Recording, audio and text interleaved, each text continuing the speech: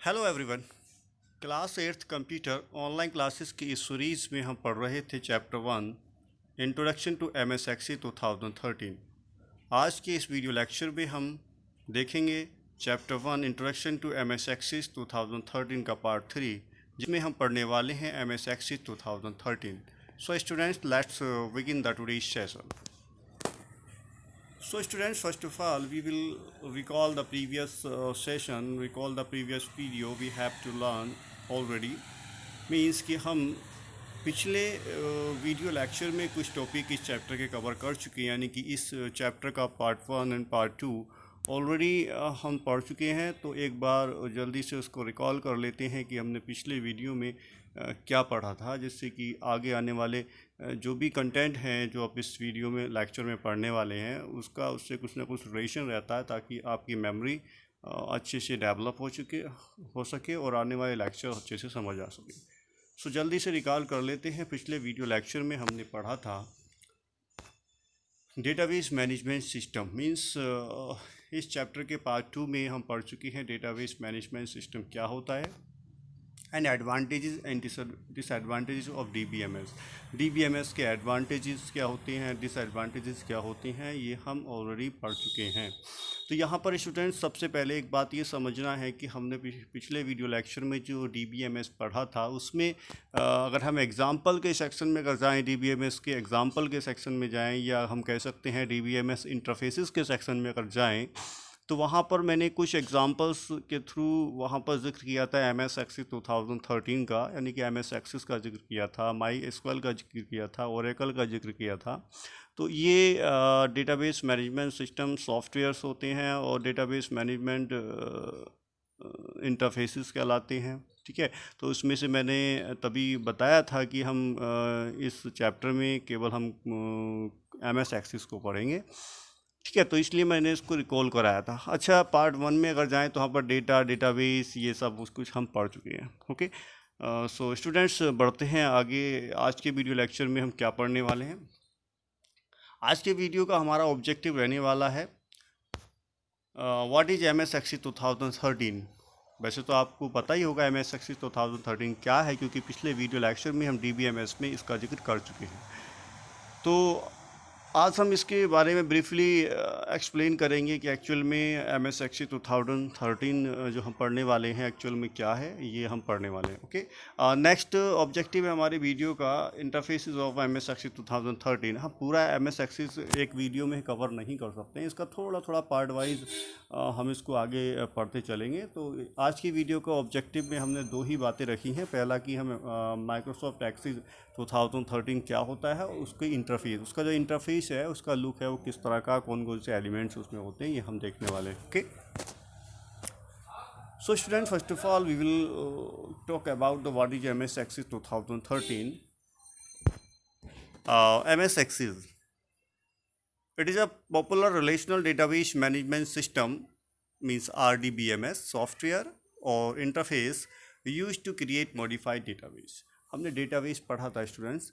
तो डेटाबेस क्या होता है, ऑर्गेनाइज कलेक्शन ऑफ डेटा और information is known as database. But how can be create a database, that kind of database how can be created. Okay, so that's question arises, which type of software has to create manage sort a database. So MS Access is a popular database management system software that is used to create modify, delete, sorting a database। okay, so MS Access ही वो software है, MS Access ही वो interface है जिसकी help से हम जो है database बना सकते हैं। ओके, डेटाबेस क्रिएट कर सकते हैं, डेटाबेस को मॉडिफाई कर सकते हैं। ओके, डेटाबेस को डिलीट कर सकते हैं, एक नया डेटाबेस बना सकते हैं, दो डेटाबेस को आपस में रिलेट कर सकते हैं। ओके, तो ये सारा काम हमारा MS Access 2013 में हो सकता है। ओके, तो समझ आ गया होगा कि MS Access 2013 क्या होता है।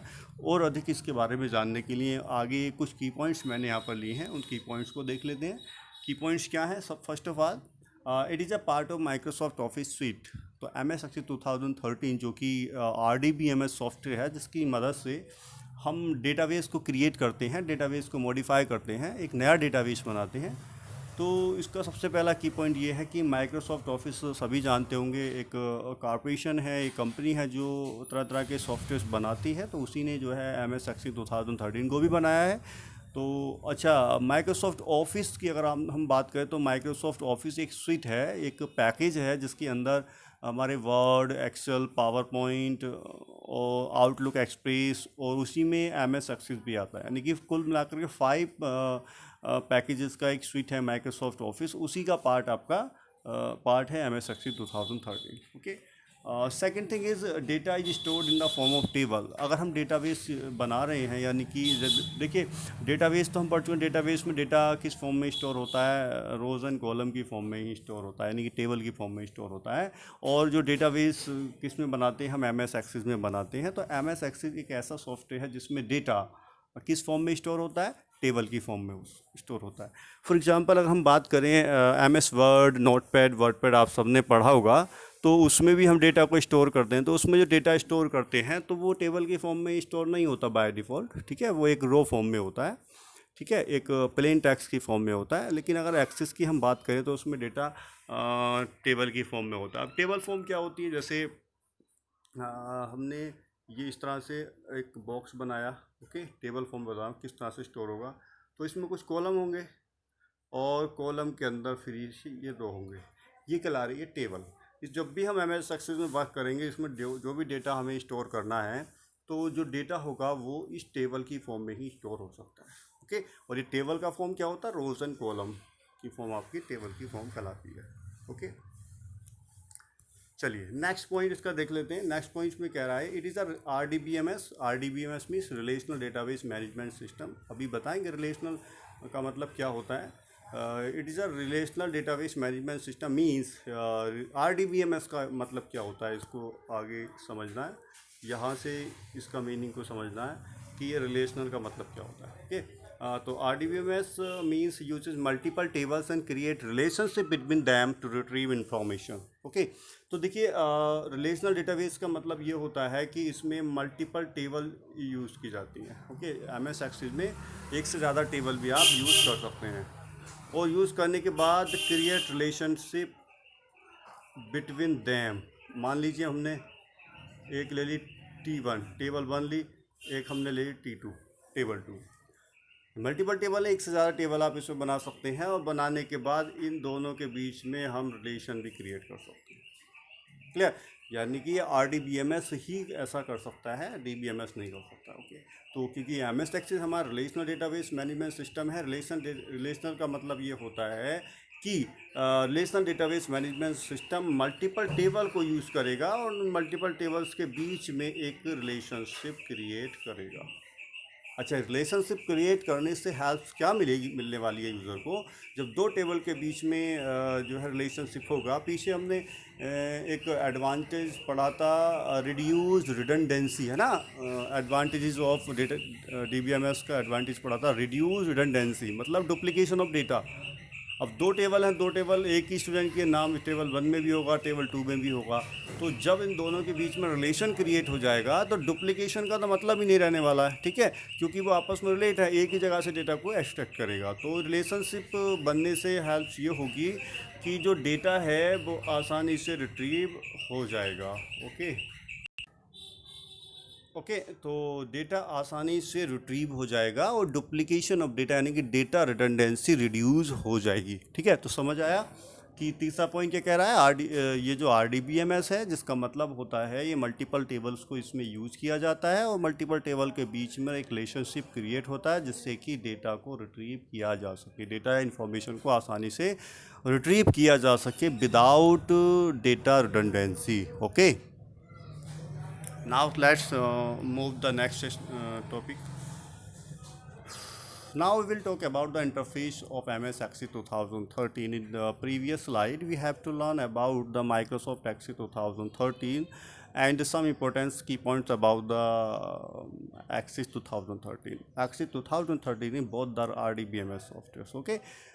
So in this slide we will talk about the interface of MS Axis 2013. Means whenever you open MS Axis 2013 in your computer system, so first window of MS Access 2013 will appear on your computer screen. So that's the interface of MS Access. Okay, that's the interface of any current active software that you want to open in your computer system. Okay. So user interface को हम क्या कहते हैं, user interface कहते हैं, यानी कि जहाँ से यूज़र इस सॉफ्टवेयर को यूज़ करेगा, उसका इस्तेमाल करेगा, उसी को हम कहते हैं यूज़र इंटरफेस। तो इसमें हम देख लेते हैं हमारा यूज़र इंटरफेस कैसा दिखता है। ये आपका है यूज़र इंटरफेस। ओके, इसको ध्यान से देख लीजिए, ये आपका यूज़र इंटरफेस है। इसमें बहुत सा पूरा इस तरह, जब भी हम MS Access 2013 को ओपन करेंगे तो इस तरह का इंटरफेस हमें दिखेगा। ओके, चलिए वन बाय वन इसके एलिमेंट्स को देख लेते हैं। सबसे पहले जाते हैं हम टॉप लेफ्ट कॉर्नर में, यहाँ पर छोटे छोटे ये जो दिख रहे हैं आपके, ये इसको बोलते हैं क्विक एक्सेस टूल बार। क्या बोलते हैं? Quick access tool bar. चलिए अभी इसके बारे में आगे ब्रीफली एक्सप्लेन करेंगे वन बाय वन। अभी इतना समझ लीजिए इसको क्या बोलते हैं, क्विक एक्सेस टूल बार। थोड़ा सा आगे चलेंगे और यहाँ पे आएंगे तो ये लिख रहा है एम्प्लॉय वगैरह, ये जो है ये है इस जो भी डेटाबेस हमने ओपन किया है, ये आपका डेटाबेस है। ये जो हमने बना रखा है ये क्या आपका DB है, शॉर्ट में लिख देते हैं DBMS DB, ठीक है। ये DB है, डेटाबेस है। इस डेटाबेस का ये क्या है, नेम है, क्लियर। यानी कि डेटाबेस का टाइटल है। टाइटल मतलब ये कहाँ पर, इसका नाम क्या है, ये और ये सिस्टम में कहाँ पर इंस्टॉल है। देखो यहाँ पर इसका नाम दिख रहा होगा employee.accdb, ओके, Access 2007, ठीक दिख रहा है, क्लियर। तो ये आपका है टाइटल और इसको कहते हैं हम टाइटल बार, ठीक। आगे इसके बारे में पढ़ेंगे। इसके आगे चलते हैं, राइट टॉप कॉर्नर में यहाँ पर दिया हुआ है, ये आपका क्रॉस है, मैक्सिमाइज है, मिनिमाइज है एंड एक क्वेश्चन मार्क जो है, ठीक है। ये सब, तो ये तीनों जो बटन हैं आप दिख रहे हैं, इनको बोलते हैं कंट्रोल बटन। क्या बोलते हैं इसको?